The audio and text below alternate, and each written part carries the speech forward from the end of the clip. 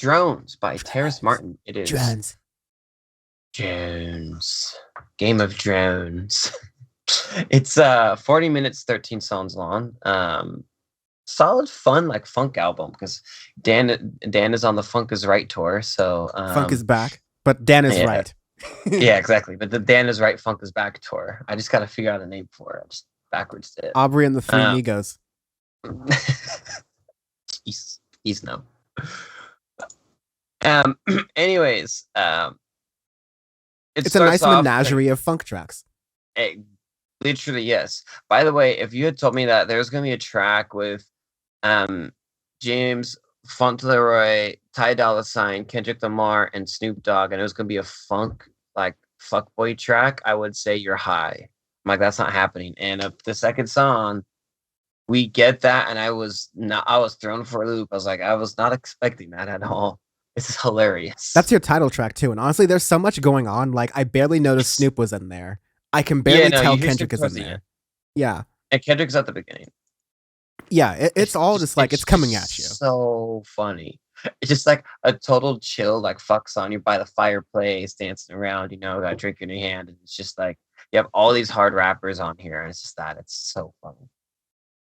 It seems like it should be out of place, but it actually isn't. It's not, but it's not. It fits somehow.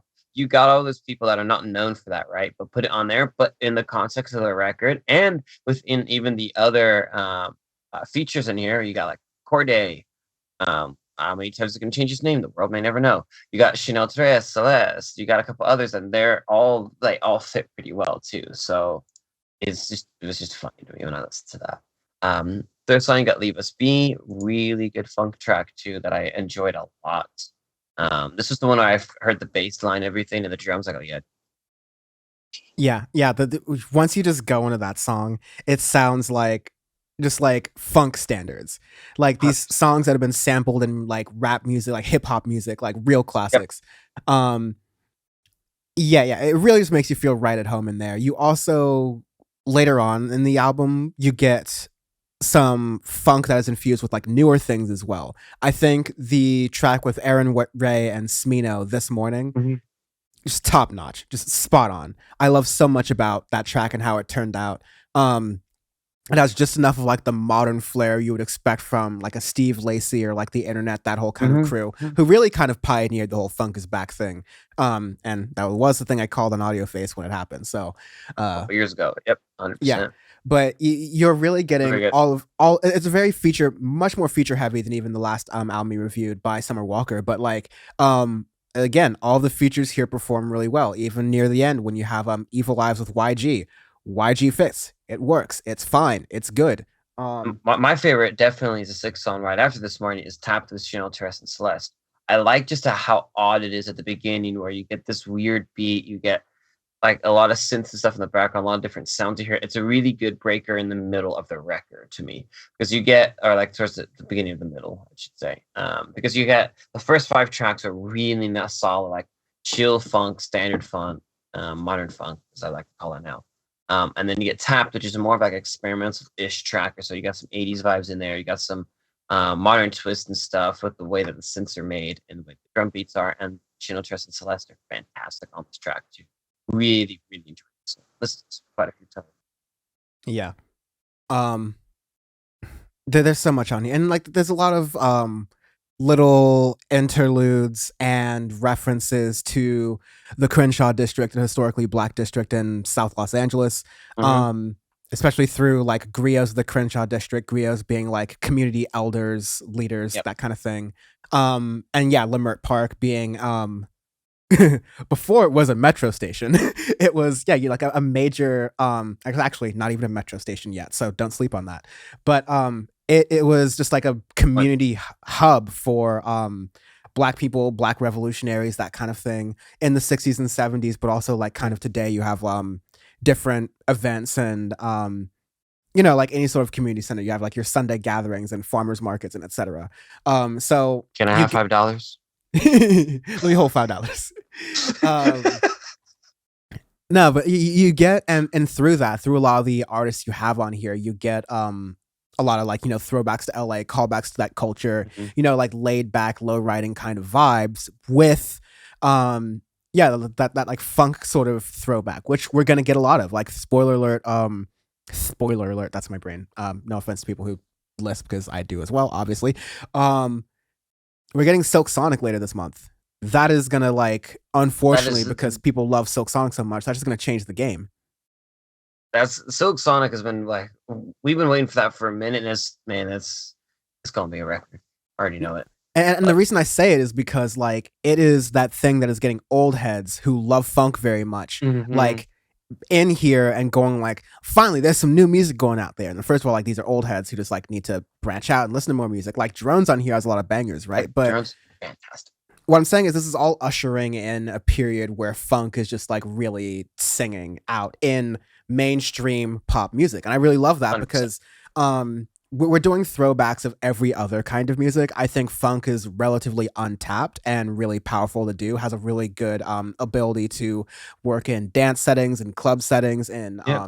more intimate settings. Like it's a really, you know, it's a genre you can do a lot with, let's say, and a lot's done Yeah, here in this it's album. very So I really like it. versatile. There's a lot of different sounds I want people to experiment with. Example, like the neo pop stuff that we talked about earlier record.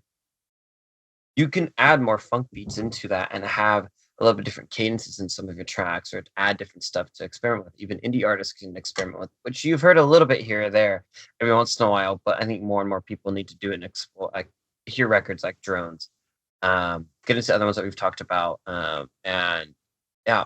Over, but going back to Drones, I really like Evil Eyes with my YG and Malaya. Shocked that YG was actually really good on this track. Honestly, I was waiting for that to be a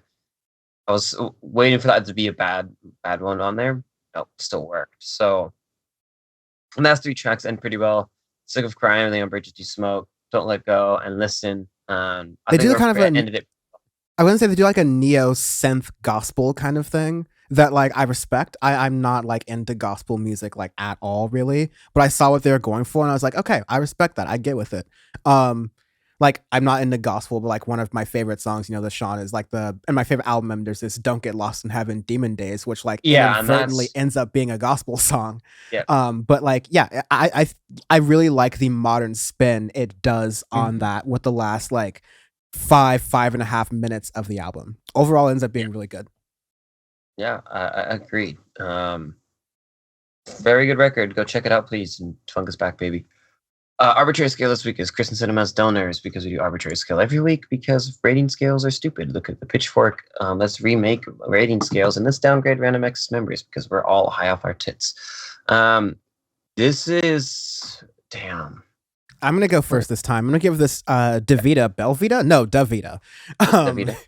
yeah, I always confuse it with those Belvita Velveeta? like Yeah. snacks that you can get for breakfast. But no, this is the kidney dialysis company that every 2 years manages to get a proposition in California's ballot to allow them to make more money.